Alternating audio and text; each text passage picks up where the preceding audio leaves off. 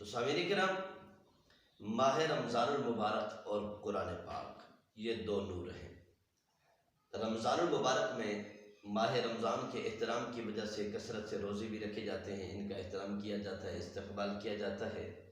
تو ماہ رمضان بھی نور ہے، قرآن بھی نور ہے۔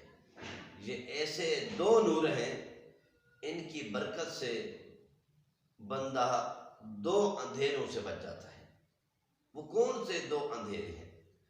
حضرت سیدنا موسیٰ علیہ السلام، موسیٰ کلیم اللہ سے ہم کلام ہوتے ہیں۔ اللہ رب العزت نے اپنے پیارے محبوب صلی اللہ علیہ وسلم کی امت کا تعارف کرواتے ہوئے فرمایا، اے پیارے کلیم، میں اپنے پیارے محبوب صلی اللہ علیہ وسلم کی امت کو دو نور عطا فرماؤں گا۔ کتنے؟ دو نور دوں گا۔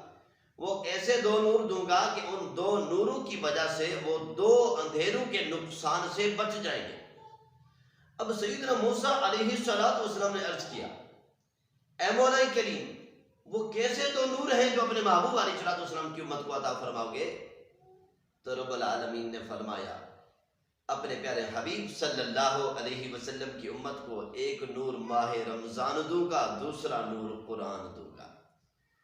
جو ماہ رمضان المبارک اور قرآن کا حق ادا کریں گے، میرا رب فرماتا ہے یہ دو نور ان کو دوں گا، ان دو نوروں کی وجہ سے وہ دو اندھیروں سے بچ جائیں گے۔ اب موسیٰ علیہ السلام نے پھر عرض کیا، اے مولا کریم، وہ دو اندھیرے کون ہوں گے جو ان دو نوروں کی وجہ سے وہ اندھیرے دور ہوں گے؟ تو رب العالمین نے فرمایا، ایک قبر کا اندھیرا دور ہو جائے گا، دوسرا حشر کا اندھیرا دور ہو جائے گا۔